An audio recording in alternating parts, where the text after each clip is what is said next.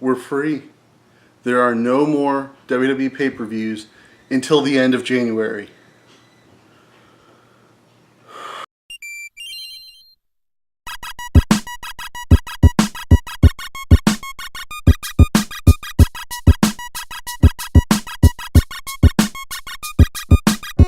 So we just had Roadblock. End of the line, we had 2 title changes. Charlotte Flair is now the 4-time women's champion, having failed to lose a single time at pay-per-view, but still having lost the title 3 times on Raw. So Sasha Banks is now a 3-time loser. Charlotte's 4-time winner. As the New Day joked, more specifically Big E, Sasha's going to hit her dad's 16-time record real quick. New Day lost their title. Their record-breaking title reign is now over.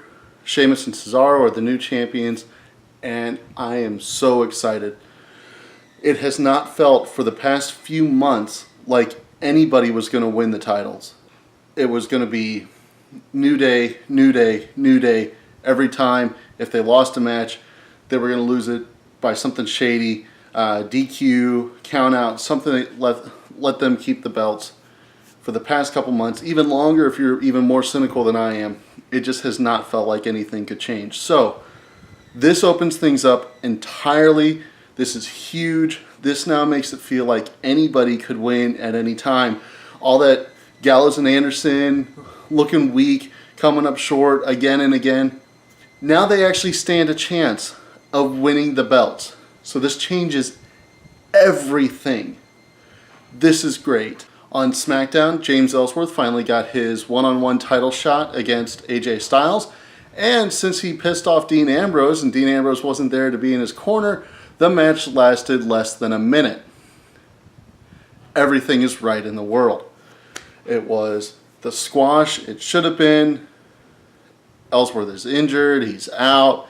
He's getting attended to by Carmella, so not all is bad in his world. But he's out of the title scene. Not going to happen again for quite some time. Thank goodness. Yes. Next week, because we don't have another pay-per-view until the end of January, unless you're looking at New Japan, and we'll look at that next week. But because we don't have another pay-per-view for WWE until then, they are treating next week's episode of SmackDown as a big deal. It's going to have 3 title matches. You're going to have a 4-way tag team match. You've got the Wyatt family defending against the Usos. Heath Slater and Rhino, who we're supposed to believe are back on the same page after they had their little falling out on Talking Smack, and American Alpha. Not expecting a title change yet. Don't think it's going to happen. I think Heath Slater and Rhino are going to, their falling out is going to continue. They're going to split up for good. Rhino will probably turn heel. I have no idea what was going on this last episode of Talking Smack where he was Santa. I don't know if he had a flu as well. Daniel Bryan said he had one. Rhino was acting like I would have acted if I had just been in a fever for like 16, 18 hours straight, over 100 degrees, without proper treatment. So maybe that's why he was acting so out there and nobody was really able to figure out what was going on. I don't know. But there's no reason Santa should have acted that way. But I think he's probably going to be the heel in this. It's going to be him and Heath Slater going against each other. Or they might be putting them back together now that Zack Ryder's out. You know, his injury cost the Hype Bros their title opportunity. Hopefully when he comes back, they'll be able to slide back in there, whoever the champs are at the time. Doesn't look like he's going to be back by WrestleMania. We'll be lucky if he makes it to SummerSlam. I've had a dislocated kneecap and it was nowhere near as bad as his.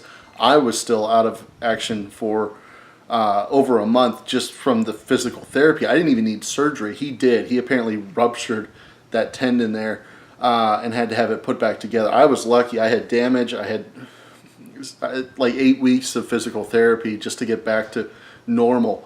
And he's coming back from a lot worse than that. This is a bad injury for him, and it's going to set back the team a lot, especially because Mojo does not work nearly as well as a singles wrestler as he does as part of a team.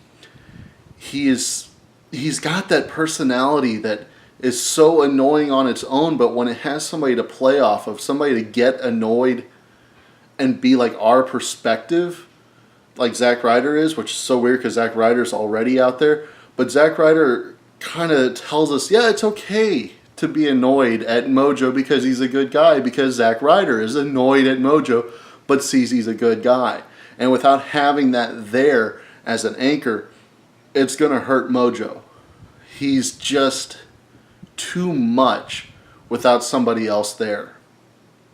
American Alpha, really the only face team on the SmackDown roster right now, unless they turn somebody, with the Hype Bros out and Beauty and the Man Beast splitting up, maybe. But they're probably going to hold off on American Alpha getting the belts until WrestleMania, just because they are the only face team and they are incredibly popular because they're so talented. I think they want to hold off on that. So it's going to be interesting to see where they go with this and who they push that feud with. If they put American Alpha in there right away, or if they have to build up to it closer to WrestleMania, it's going to be very, very interesting to see where that goes. Let's see. We're also going to see John Cena's return, which I imagine he's not going to... If he wrestles, it's going to be something like maybe against Kurt Hawkins for 18 seconds. I don't know. I would not expect a big match out of John Cena on this coming episode. It's mainly going to be to hype up his return for the Rumble, I would imagine. I love the Rumble. I love all of the big four shows, that, WrestleMania, SummerSlam, Survivor Series. I loved King of the Ring when that was part of it. I wish they would bring it back, especially now that you got two brands. You can have two brackets and have the grand champion meet in the finals. I want them to bring that back. But the big four shows, I love them. Not only do you have the signature match, which the Rumble, when booked well, which it usually is such a great match because you've got so many different stories. We'll be talking about the 1993 Royal Rumble coming up in just a little bit. You're going to see what's going on with that. And one of my complaints about that was it wasn't as thoroughly booked as more recent Rumbles are, where you've got all these different stories that you're telling. You've got this guy that's not ready for the main event yet, but they're trying to set him up to win. Later on, they're trying to give him a little bit of a push. You've got 3 or 4 different feuds coming together in it, spawning out of it. You've got things getting settled and things getting started, and it's craziness. There's a reason that Pat Patterson, even when he's not doing full-time work, and I have no idea what his status is with WWE right now, but in the past he's been gone, and they bring him back for the Rumble just because they say he's the only one that can do it, because it is such a crazy match and requires a master artisan Rumble booker's hands on it, because he is that good. And I love the way it sets everything up. I love WrestleMania season. I love that it goes from January to April, and it's all about pushing this humongous show. It's all about setting up these huge storylines. Royal Rumble is the start of the greatest time in wrestling of the year. I cannot wait. One of the biggest questions as we approach the Rumble is, right now with 2 relative newcomers to the WWE, Kevin Owens and AJ Styles, holding the top belts, are they going to hold them into WrestleMania? If they're going to lose them, the chances are they'll lose them before or at the Rumble. You very rarely see somebody hold on to the belt at the Rumble, but lose it before WrestleMania.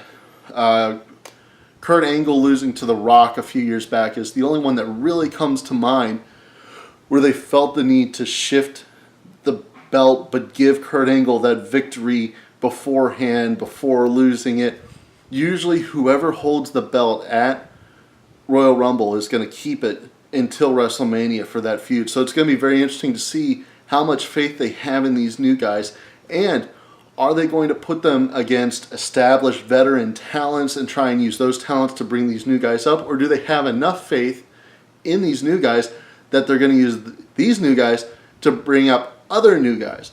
Bring up a Baron Corbin, bring up Probably not in Apollo Crews. They haven't seemed to have had that much faith in him. But somebody like that, that's just now making their name in the WWE, will they bring somebody that hasn't held a WWE championship at all or recently up into the scene to meet these guys that are clearly capable, clearly amazing workers, but aren't established WWE stars yet, just by virtue of only having been in the WWE for Styles 1 year. Royal Rumble will make his 1 year anniversary, and for Kevin Owens, it's only a few months before, longer than that he's been up on the main roster. So how do they handle that? That is going to do it for the show this week. Trying to keep it not too long, not a whole lot to talk about because we just had the pay-per-view, and like I've been saying, nothing coming up this week. But please, send me your comments, send me your love, tell me what you like, tell me what you didn't like. Hit these videos, hit the subscribe, hit like, check us out at the Reddit Country Club. I am the Tramp, and as always, cheers.